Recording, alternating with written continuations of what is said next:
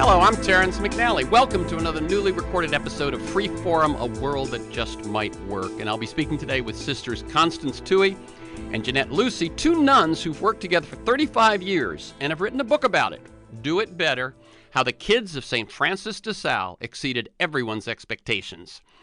After a 3-year hiatus, I've been doing a new interview every other week since Trump's Electoral College victory. Paul Hawken on climate change, Naomi Klein on her book No Is Not Enough, Arlie Hochschild on her book Strangers in Their Own Land and the Stories That Divide Us, Robert Wright on why he's a Buddhist. The show airs as specials on KPFK 90.7 FM in Los Angeles and streams weekly on the Progressive Voices Network on TuneIn. Podcasts are available anytime, anywhere on Apple Podcasts, Podomatic.com, and at my site, terrencemcnally.net. Now, a quick plug for participation.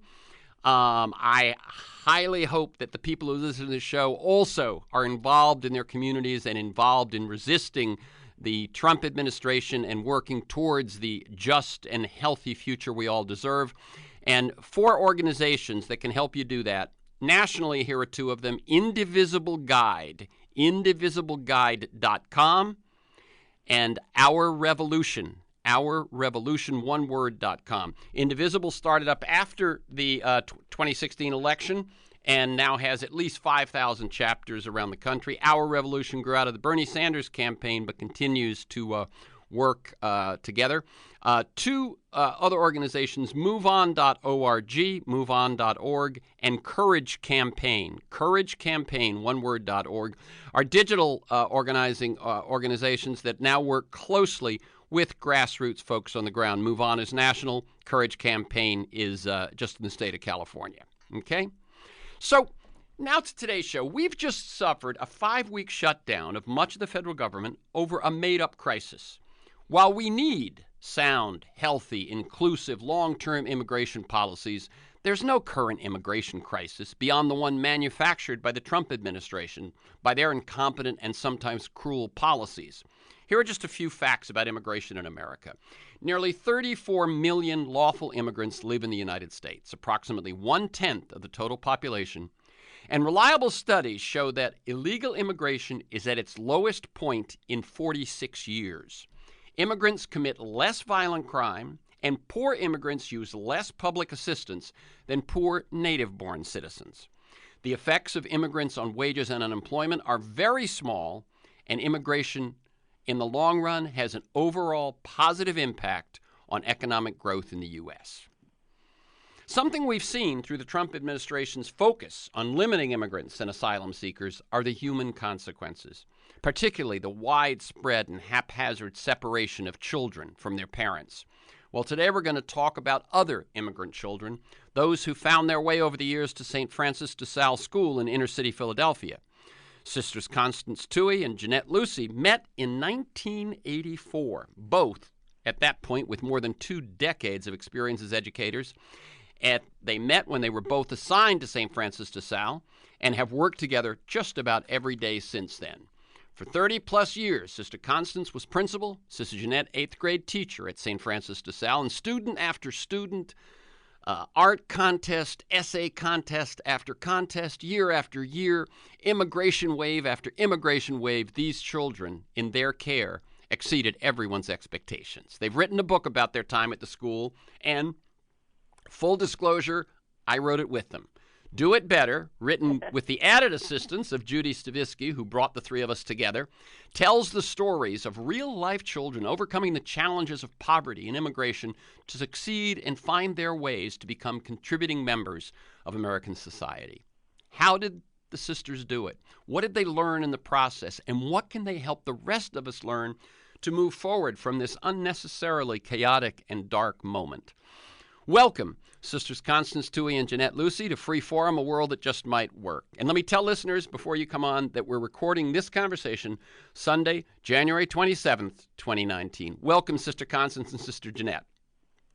Thanks, Terrence. We're happy to be here. Okay. We're very happy to be here. And before we begin, I just wanted to say, again, sitting here with us is our friend Judy Stavisky, who did not live these experiences, but encouraged us and led us through the publishing of our book. Often we were asked what happened to our grads, and we never had the time or method of doing that. So Judy tracked down 8 of them, taped the interviews, wrote them up for the Grad Looks Back sections in each chapter. So Terry, you and Judy are co-authors of the book, and she is a lifelong friend. Very good. Thank you. Very good. That was Sister Constance. Now, I always like listeners to get a feel for the people behind the ideas and the work that we talk about on the air. And I'm not going to offer the usual brief bios, but rather let you each tell your own stories. So whichever one wants to go first, how did you grow up, and when and how did you decide to enter the convent? Okay. I grew up in a small suburb of Philadelphia called Lansdowne. I think I was in 7th grade when I decided I wanted to be a nun, but more than anything, I wanted to be a teacher. And so right after high school, I did enter the community, and they began to educate me, and I began to teach. I spent some years in the suburbs of Philadelphia, and then 6 years in California teaching there, and then 2 years in Peru, and then back to the Philadelphia area in Westchester. And then I had summer experiences in poverty programs in Philadelphia, on the streets of Philadelphia, and in the hollers of Appalachia before I ever turned up at DeSales. Okay. So that's a long history. What about that decision to enter the convent? This is something which, I mean, I know people are curious about how you worked at St. Francis de Sales to help these kids, but I think a lot of people are curious how someone makes that choice. Well, I had the IHM sisters all through grade school, and I was really impressed by their happiness, their joy, their joyful service. We used to help out in the convent after school every Friday afternoon. They were happy, loving, and joyful people, and yet they taught us well. And so I was attracted to their way of life, having spent hours working, volunteering as a grade school student in the convent after school, and seeing how they lived together and how they enjoyed being together, and that the fact that they were also excellent teachers. Wonderful. So I wanted to be part of all of that. Sister Jeannette, what about yourself? Where'd you grow up? How'd you grow up? And how'd you make that choice? All right. Well, I grew up about 80 miles north of Philadelphia, and I'm the second oldest of 13 children. I joined the IHN community in 1959 at age 17. And when I thought about it later, I never thought about being a teacher. I was going to be a sister. I loved the IHN sisters, and I guess that was the way it was. I was going to be a sister, not necessarily a teacher. Well, immediately I was thrown into teaching, and I started in the suburbs of Philadelphia, and then that followed with 15 years in inner city schools in Philadelphia. But the convent's kind of like the army. You get a letter to move from one place to another. In 1984, both Sister Constance and I were sent to St. Francis de Sales. I didn't know her at all, and I wondered what she would be like. I knew one thing about her. She had never been in any inner city school before, and I wondered how that was going to work out. Very good. Can you tell just a little bit, either one of you or both of you, about either your first meeting or your first couple of days together? Because obviously what we know looking in hindsight is it worked, and you've been working together for over 30 years since. But what were the first moments like? Well, I can tell you my first moments. In our community, when we entered, there were almost 2,000 nuns in our religious community. So I had never seen nor heard of Sister Jeannette before. And she was sent to our school to teach 8th grade, and I was sent to be the principal. And in the book, we tell about the first day, or early on, that we were having a conversation in the kitchen. And she made the remark, "I hate kids." And I didn't know her well enough to say anything, but I was very upset by that remark, because I thought 8th grade is so important in the lives of children, and I couldn't believe that it would be tragic for a teacher, an 8th grade teacher, to hate them. Well, I found out she didn't mean a word of what she said. It was a line she used a lot, but I learned that She certainly did not hate children, and believed in them. But that first meeting was, I was upset. I can imagine walking I out of soon there going, learned. "Oh no, what's going to happen now?" How about you, Sister Jeanette? Yes. Well, on my part, I kept waiting for this principal to arrive because we needed 4 teachers. And she never showed up. And they kept saying, well, she's in Appalachia. And I said, well, she better get home from Appalachia because we need all these teachers. And I knew from experience that people don't flock to the inner city schools. So she arrived, I think, maybe, I don't know, how much ahead of time, Sister Constance? Well, not very much ahead of time because I had talked to the former principal before, and she told me every teacher was coming back. So I had no idea that I was needed early. So I thought after I came home from Appalachia, I'll see my family because once I get into the new place, I'll want to get totally into it. Sure. So I was late coming. Uh-huh. But I got the surprise when I got there that there were 4 teachers who had resigned over the summer. Oh my God. And so the two of you, having just met, now have to find 4 new teachers. Let me ask a bit. What is the parish of St. Francis de Sales like? What is it? What was it like in '84? And perhaps how it's changed or stayed the same over the years. But what was the parish you were moving into? All right, St. Francis de Sales had been well known. It was a large Irish Catholic parish in Philadelphia, and in fact, the church is magnificent. It is still studied by architecture students, and they came from all over. They called it Cathedral West. It's magnificent. It was magnificent. When we arrived at St. Francis de Sales, think about the word St. Francis de Sales, small, lowercase d-e in there. What we found out was that d-e should have been a giant red d-e because the neighborhood was depressed, terribly depressed. There had been a mass exodus to the suburbs, and that zip code was noted as having the second highest homicide rate in the city of Philadelphia. Mm-hmm. There were abandoned apartment buildings everywhere filled with refugee families, and the large old Victorian homes were in utter need of repair. It was just depressed. And in the school, the enrollment was declining. 20 years before we arrived, there had been 1,400 students, and now there were 400. Oh, my gosh. Mm-hmm. And I assume, well, I know that from that, the reason that it had that large church was that this had been, in a certain era, one of the very well-off neighborhoods, correct? It was. Yeah. Definitely.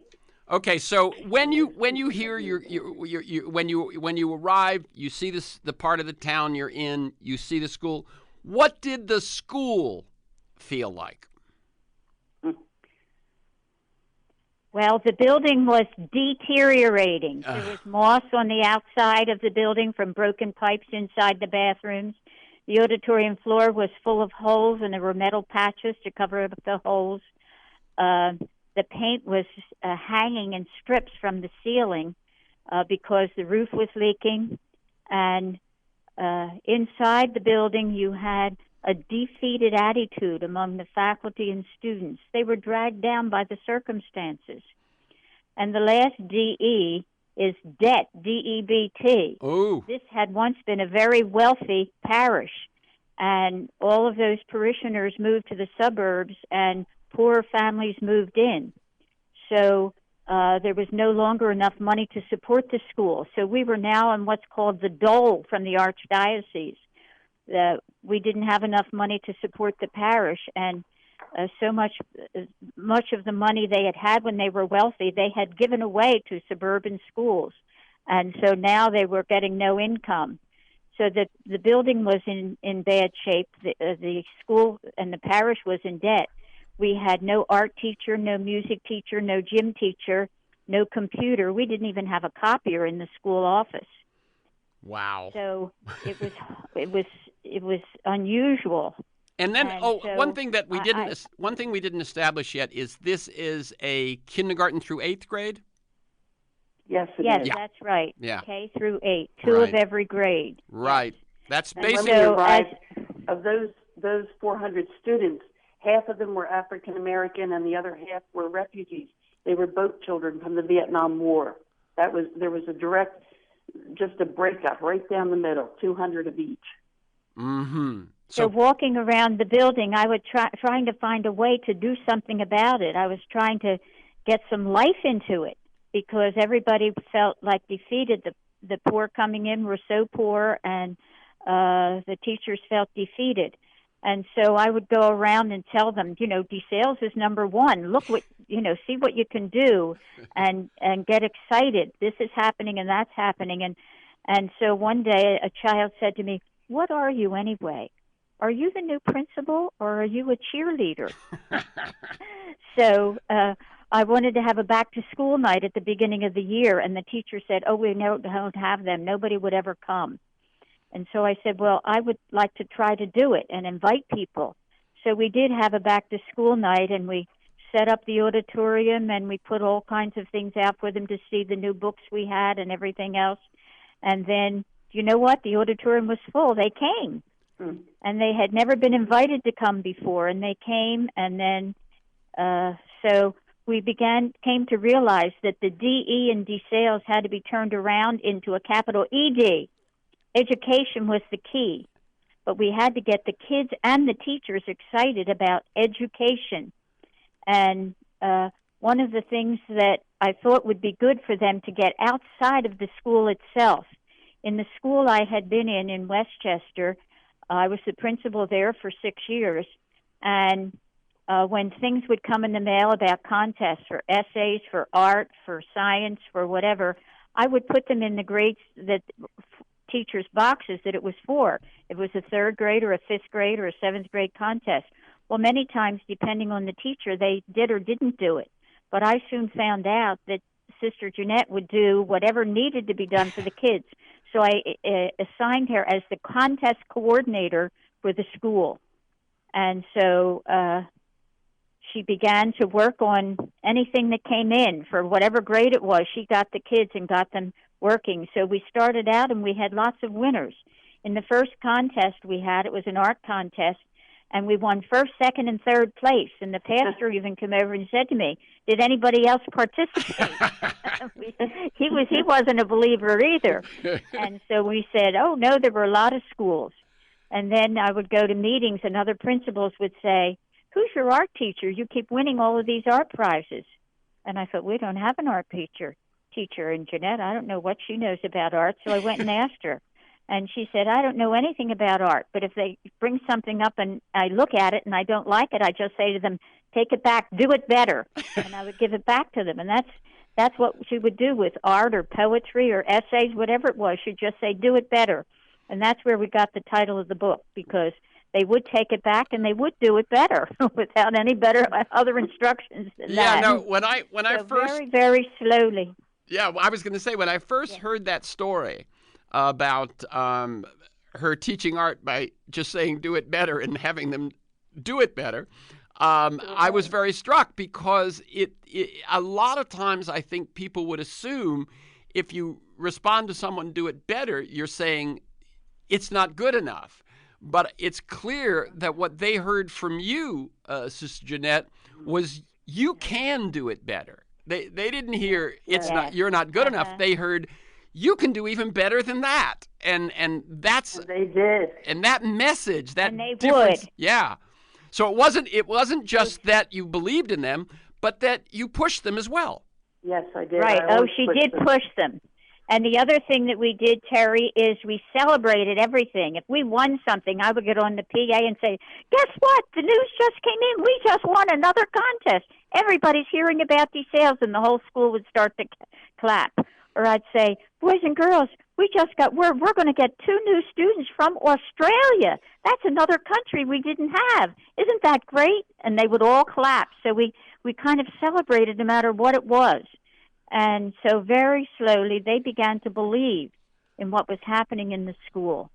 Yeah, let me just ask something about those contests because, as you say, at the previous school you were at, they would get the same announcements, and maybe they'd try, maybe they wouldn't. You, I think, both saw it as a way to break out, sort of, and to have things to celebrate and so on. But how do you explain your success? Well, do it better. Jeannette can tell you that. Well, for example, Terrence, one of the things we entered every contest, all right? So chemistry, Veterans Day, Smile contest, cartography, you name it, we entered it. In fact, let me see, we won first place in Philadelphia in a contest celebrating the 40th anniversary of the birth of Israel. Can you imagine? It was 2 African-American kids who joined, and one of them won first place. So we were at the award ceremony. It was a riot. Was it just that they had desire to a hunger to do things? In other words, when I think back to it, one of the things was many of these kids. All right, we had prayers in the convent and chapel in the morning, and then we would go right to church for a 6:30 mass. I would go over and tell those kids that I would open the school. Now, when I think of it today, I would never be able to do that. But I would take them up the 3 stories to this room that I used. It was my junk room where they did all their art, and they would work until I came back from mass. There was something about it. Many of them would have been dropped off at a babysitter, or they would have been home. And here I was waiting for them, giving them a project. And as they became more successful, I think it was a very good time for them. They knew that somebody was interested. I'm not saying that their parents were not interested, but the circumstances of their lives were such that when they would come to that school, I was waiting for them. Mm-hmm. And I had their supplies, and they could go to work. I don't know if that makes sense, but that's what happened. Well, my guess is that part of it probably is that other schools maybe it wasn't that important. It wasn't this special time that they had as you had it. Very well have been it. Go ahead, Constance. Yes. Oh, I just wanted to tell you about the chemistry. We won the Philadelphia Chemistry Art Contest, and they made the poster of the winner. And they put them in all the trolleys and buses, on the signs inside the buses all around. First place in the city of Philadelphia in the chemistry contest, St. Francis de Sales School, and the kid's name. We didn't even teach chemistry. We won the art contest, and it was plastered all over the city and all the trolleys and buses and everything else. Winners of the chemistry contest, St. Francis de Sales School. So those kinds of things happened, too, that made us laugh. But another part of this, Terrence, is for the very first year, for example, I had been involved with National History Day in previous schools. And that year, the theme was tragedy and triumph. And I thought to myself, I have 2 students sitting in front of me in 8th grade who are direct examples of tragedy and triumph. One of them, he and his family had been in Cambodia, and Sister Constance and I had just seen the killing fields, right? Yes, and when we began to talk to these boys, there were 3 boys in the school, and they had lived through Pol Pot and those camps, and their family, their grandmother had starved to death, and as we listened to them, I thought he should be telling this story for triumph and tragedy. So I talked to him about it, and I said, maybe you could draw some pictures. Well, he drew pictures that were just beyond anything you can imagine. He drew the temple of Angkor Wat. Oh, my. His father had taken him to visit Angkor Wat before they escaped from Cambodia. And his father never told him they were escaping, but he wanted his son to see their sacred place. And that project was beyond magnificent. And what we came to learn was he had never had a pen or pencil in his hand. because he had been grown up in these concentration camps and then went back home. They were reunited. They somehow got back together and were able to escape. It was so magnificent that someone, an artist, saw it and said, he's an expert in pointillism. So we talked to the boy and we said, why did you use pointillism? And he just looked at us. And he said he didn't know anything about pointillism. And we said, why did you use those thousands and thousands, tens of thousands of dots? And he said, because I thought it would look softer.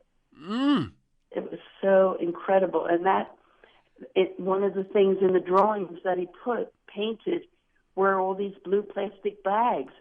And that explained why we had seen so many of them in the killing fields.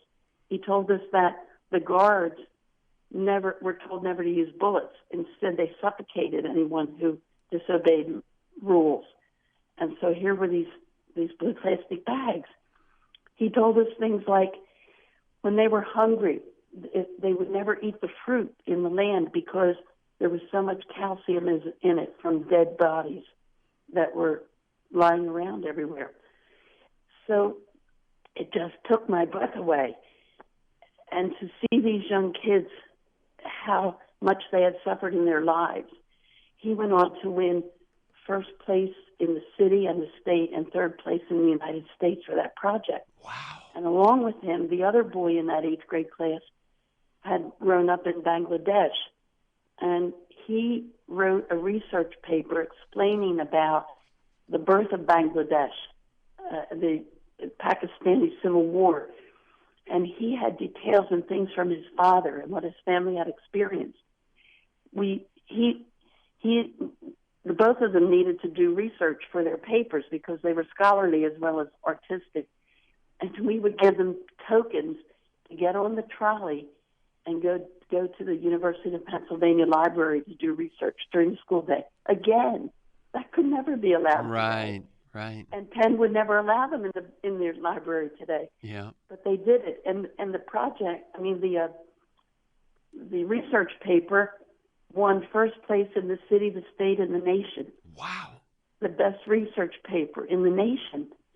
So they learned, these kids wanted to learn more, and we shared it with the other kids, and it was just like a snowball. It just was growing and growing. Right. Let me tell people, this is Freeform, a world that just might work. I'm Terrence McNally. I'm speaking with sisters Constance Touey and Jeannette Lucey.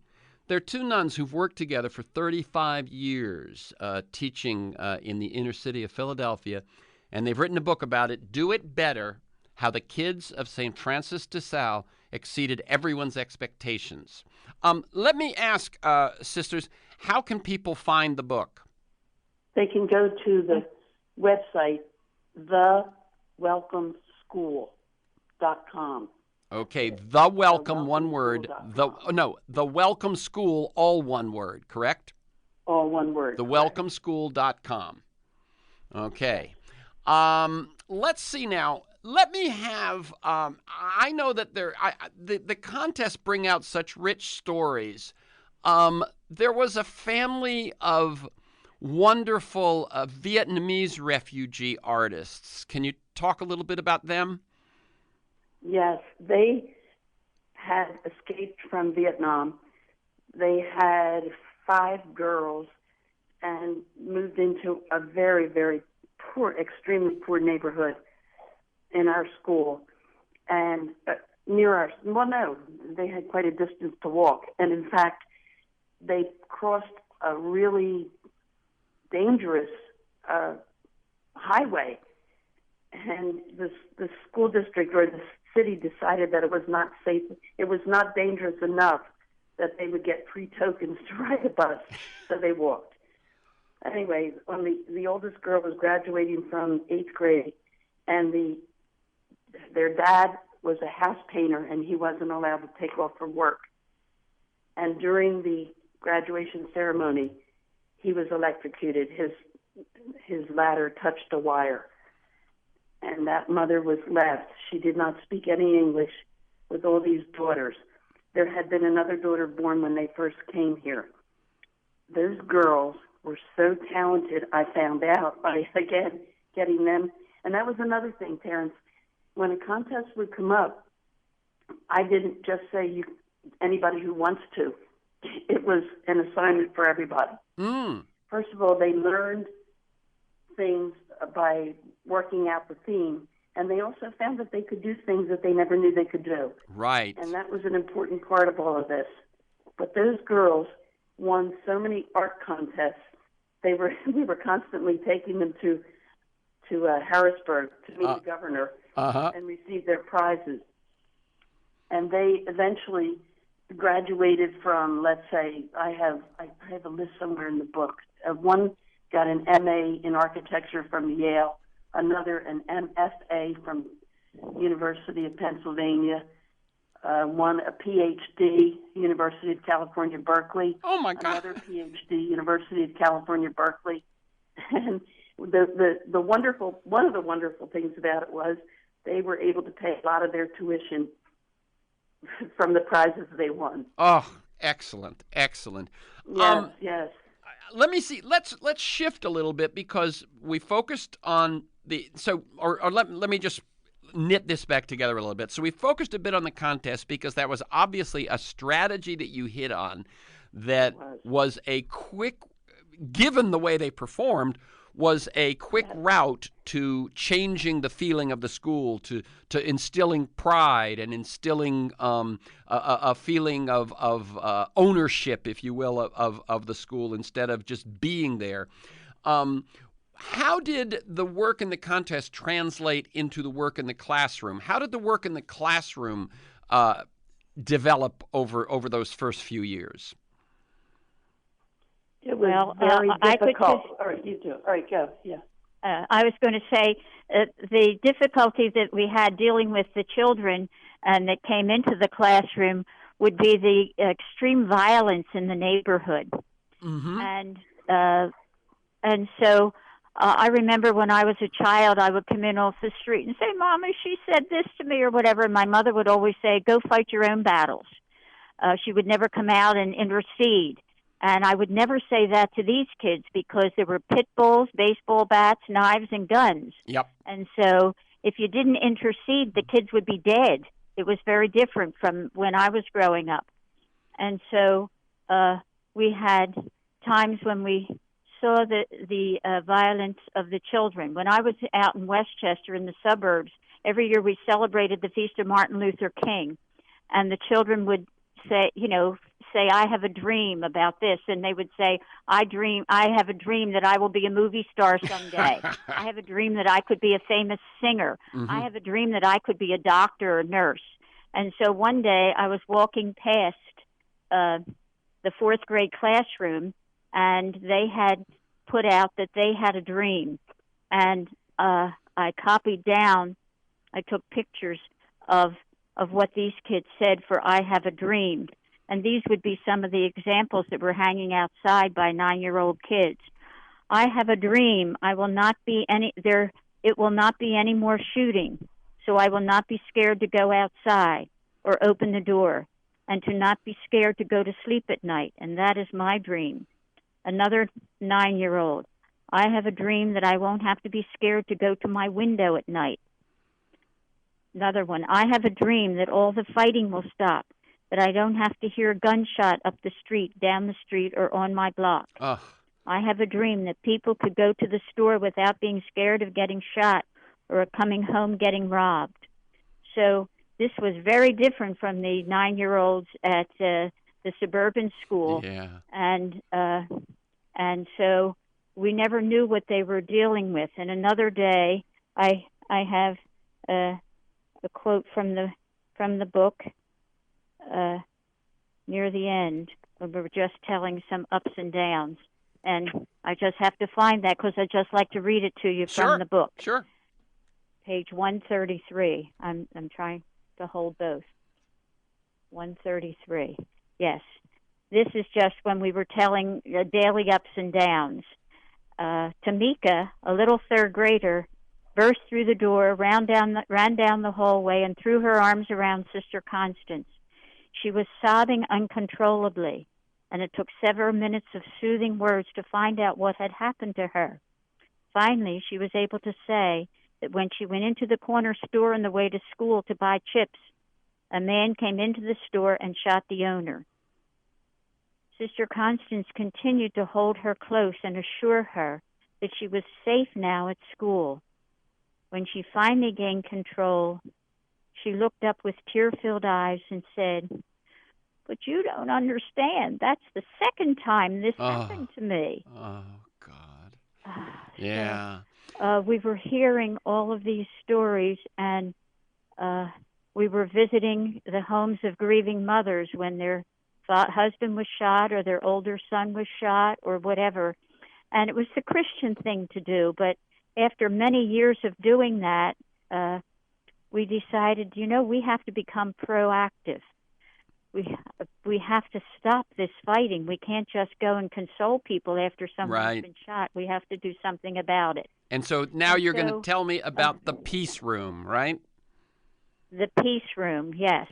And so I had come with an experience from being on the streets of Philadelphia in the 70s, and I knew that kids don't really want to fight. I was working with smaller children, African-American children in the poor neighborhood of Philadelphia, in areas where they didn't have any playgrounds or anything, and we played on the street. I was doing games and everything with them, and there was a group of teenagers, black teenagers, standing on the corner, just standing there like a group, I guess talking to one another.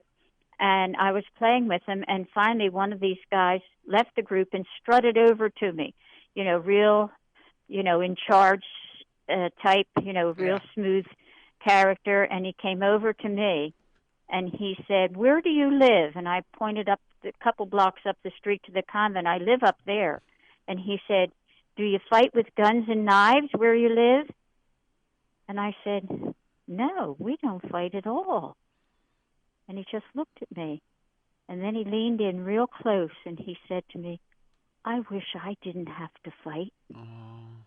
And then he stood up straight again, took that swagger, tipped his hat, and strutted back to the guys at the corner. God knows what he told them he had really said. Right. But I never forgot that teenager's honest talk to me. And I thought, we have to help children not to fight. And so then we would tell them, let me know if there's going to be a fight or something. And they would write notes to me. "Dear Sister Constance, I don't want to fight. So-and-so wants to fight me. Don't say that I told, but pretend another way that you found out." Whatever we would do, and I would get on and say, "There will be nothing this afternoon." And I would get the two kids that I had heard about and kept them in the peace room after school until everybody was gone, and then let them go. But I wouldn't pretend who told me. We tried to help them in whatever way we could. And so then the next thing we did is I got a table in my office, a little round table, and if they were in trouble, they knew they could come and talk it out. And I said, "If you can settle it, you won't get suspended, you won't get in trouble, your parents won't be told, you settle it." And so kids began to come and say, "Can we use the peace table?" And so little by little we built up the peace program, and then we had a peace wall where the teachers could nominate students for being good and for doing something that was peaceful. So we weren't punishing them for the bad stuff or giving demerits or whatever. We were honoring them if they did the good things. And so we set up the what are the signs of a peacemaker, and they would be sent down.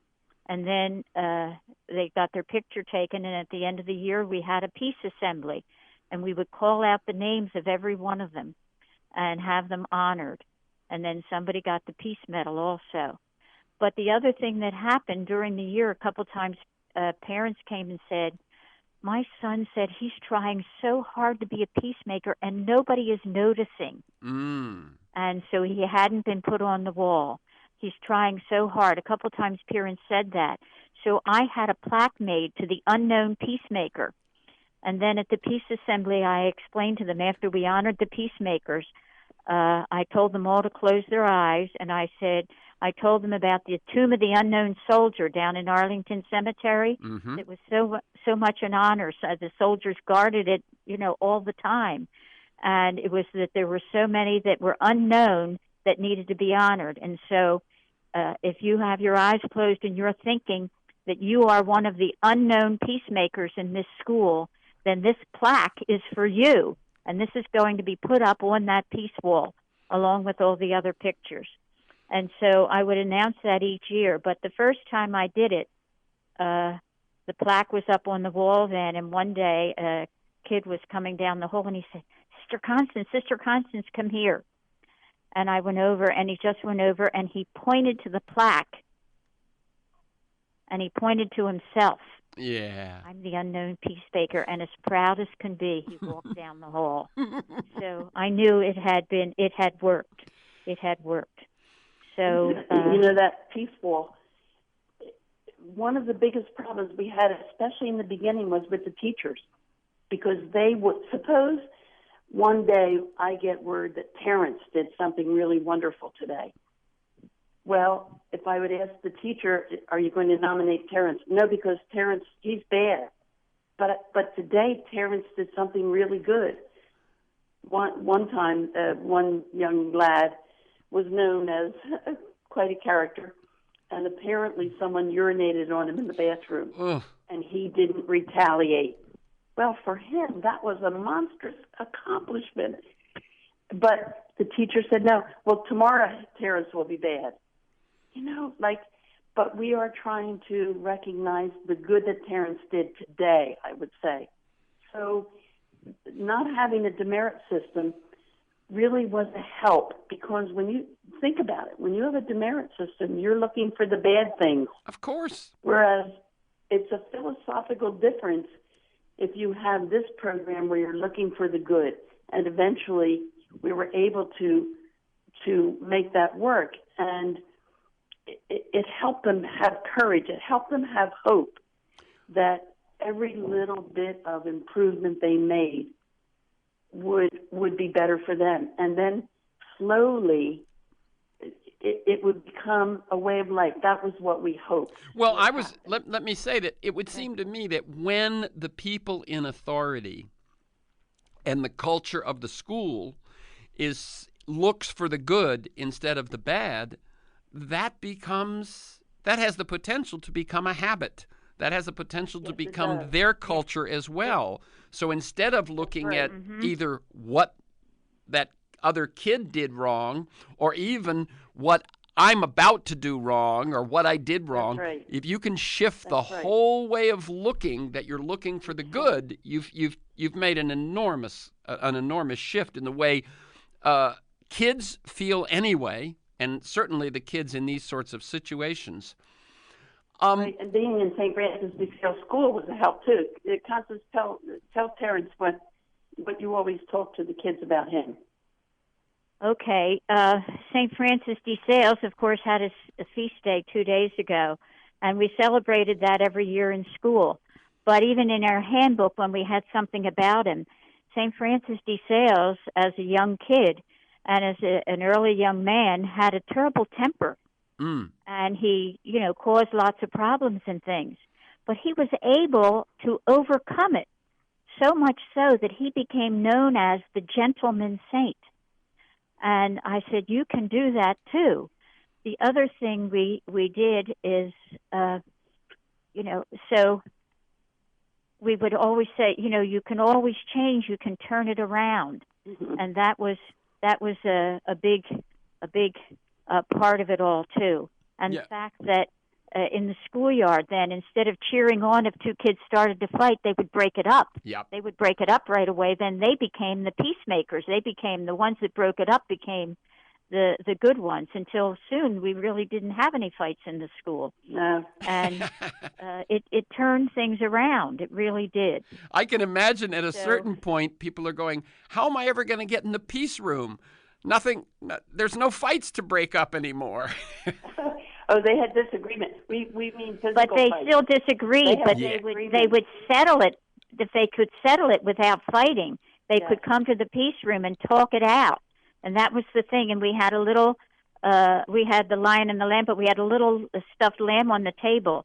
And one of the things that they needed, because we weren't there to help them, they could do it themselves, is whoever was holding the lamb could talk, which meant they had to keep quiet and listen to the other kid's side of the story. And then when they finished telling their side, they would pass the lamb over to the other kid and let him talk. Because you can imagine a group of sixth grade girls in there really upset about something, and they all wanted to lash out. So we learned little by little the things that worked. Right. We also had a lot of Kleenexes in the peace room. Uh-huh. Right. And did we tell them about the visitor who came? The visitor who came from one of the public schools, because he had heard about our peace program and he wanted to meet the kids. So we sent, and a lot of kids came down to the peace room. And what you said was anyone who used the peace room this year come down. Well, tons of them arrived. And so he tried to tell them about it. And then after a few minutes, after about 5 or 10 minutes, he said, I'd just like to talk to these 7th and 8th graders. Sisters, do you mind if you leave? So we sent the other kids back, and he stayed in there with the 7th and 8th graders. And afterwards, he came out and he said, you wouldn't believe it. I tried after you left. I said, now those nuns are gone. And don't you think this whole peace deal thing is kind of corny and all? Tell me the truth about that. And he said, they were insulted. He said, they said, sir, we are role models for the little children. And if we can't show them the way to be, he said, I tried to get them. He thought if I get rid of the two of you, they would then be honest with me. Yep. And he said he couldn't believe the answers they gave him. We are the role models for the little kids. But they also told him that it wasn't easy. It's not magic. That sometimes they had to go back into the peace room to try to work something out again. Mm-hmm. And they said sometimes we just had to agree not to disagree and leave it at that. Mm-hmm. And that was sensible, too. So it wasn't this magic place where everything worked out lovely. Right.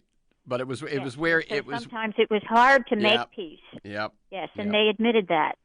So okay, but so all of this happened, and then even before Columbine, and when that occurred, other people began to take notice of our peace program. Yes. We already had one in place before Columbine happened, and so at one point, a whole busload came up from Washington, of the school supervisors and superintendent and everything, to spend the day in our school, and they wanted to know where's your peace curriculum. Uh-huh. And I said, well, we don't really have one. It's a way of life within the school. There's activities. It's a way of life. And we have peace. It's the umbrella over everything. And so, anyway, that became something good for our children. Okay. But the violence kept intruding all the time. One time, the 4th grade teacher told us she was teaching in the afternoon, and all these gunshots happened, and the kids jumped out of their desks and got under the desk, and she said, oh, that's just cars backfiring. They said, no way. It's bullets. Well, after school, all the bullet casings were on the ground outside of school. They knew. She didn't know. Right. We brought people in for nonviolence training, and I will never forget, at the end of each session, I would say to the kids, type up or on the computer what you learned today. And I have this copy of one of the girls wrote this. This is an 8th grade girl. Today we talked about why people would or might fear death. One thing I never really thought about was naturally dying. I guess I hear so much about kids getting shot or beat up that it never occurred to me that somebody could actually die of having AIDS or cancer or something else. As a matter of fact, I can't even remember the last time I heard that somebody died without violence being committed. Wow. Mm-hmm. Let me, Sister Jeannette and Sister Constance, we've got about 6-7 minutes left. You talked about the older kids being role models for the younger ones. if your work with your kids at St. Francis de Sales, now at St. Matthew's, is a role model, what are the lessons? You had kids of enormous poverty and immigration in different waves. There were the Vietnamese, the Cambodians, the Africans, and so on. So both immigration and poverty, was a way of life in all your years at St. Francis de Sales. What are the lessons that other people can learn and can apply at this time when people seem so worried about the poor and the immigrant? All right, I have one right that I think of immediately. Those kids would go home from lunch, and they had to cut up chopped vegetables for their parents' lunch trucks, Mm-hmm. or their stores that they lived in. One boy, he kind of was an outsider. He was a slow student. His English was very poor, didn't have much of a place yet. And I found out that his family made piecemeal dresses, piecework they did. Mm-hmm. Each person in the family, these little kids, would do some job. And I talked to him about it, and he said that he wasn't allowed to be the buttonholer yet because it was too dangerous. Well, the day it happened, he told me. And I made a deal about that in class. And the next day he brought in one of the dresses. It was gorgeous, a little red velvet baby's dress. And I think those lessons that we could learn from these kids, never wasting a single thing, working and working hard no matter what. They worked. Their parents many times had been professionals in their countries, and now they were doing maintenance work and all kinds of jobs for which they were so overeducated. And that was a lesson to the other kids. Earlier you said about how did it translate to the classroom? It did, because kids who, let's say African American kids American kids who had difficulty learning maybe would have given up. But they learned from these immigrants, you keep on working, no matter what. And I think that's a powerful lesson for us in America to learn. Mm-hmm. So right. partly And what other you're things saying that is that the challenges they faced outside of the classroom actually, in some ways, made them more able.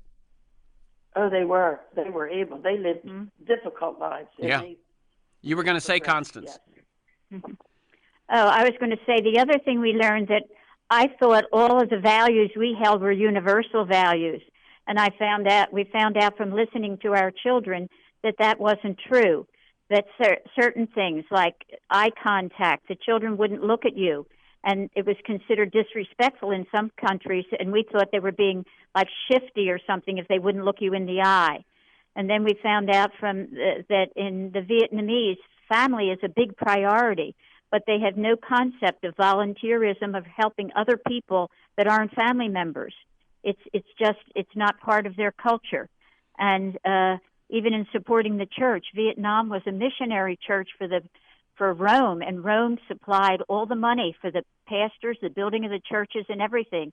So they had no concept of giving to the Sunday collection. And so those kinds of things that we thought were things that were universal values were not. Another one I remember with our Puerto Rican children. We always said for people, it's the thought that counts. So on Mother's Day, you would draw a picture of your mother, or you would buy some little 10-cent or 25-cent something. You had it because it was the thought that counts. For the Puerto Rican people, it's not. It's if you really love your mother, you'd be willing to go into debt for her. Uh-huh. So you might buy a refrigerator or a sofa or something like that. And 2 weeks later, its repossession was a big thing in the Puerto Rican community. But the mother wasn't upset when it was repossessed because her son loved her enough to be willing to go into debt for her, even though he couldn't keep up the payment. Oh, God. So there were different values that we hadn't learned. And so if you listen to children, you learn that. And the other thing, we listened to the phrase, but sister. So many times that came up. You would say, take these clothes home, and the little boy wet his pants, and I gave him clean ones, and you just get them washed and bring them up. But sister, no, that's all right. Well, then she says, but sister, we don't have any running water at home. I can't wash these clothes. And another woman kept saying, she came up to see me, and I thought she couldn't pay her tuition. She's saying, but sister, and I said, but it's all right if you wait about tuition. You know, we can wait another couple weeks and all. But sister, and I said, what is it? She said, but I not only can't pay the tuition, we don't have any food. We're hungry. Mm-hmm. And so, you know, I didn't realize that there was an empty refrigerator in their house. So if you listen, you learn all kinds of things. The other thing I think we learned about immigrants, that the ones that got to our country had grit. Mm-hmm. They really had the guts and the courage. And you the intelligence. See in the stories, mm-hmm. and the intelligence, yes. But sometimes they got caught the first time and they were put in jail or whatever. When they got out, they tried again. They had the grit to, and that makes up the heart of America. Immigrants with that kind of stick-to-itiveness to try again, to get out. They wanted to be where they could be free. They'll make us better.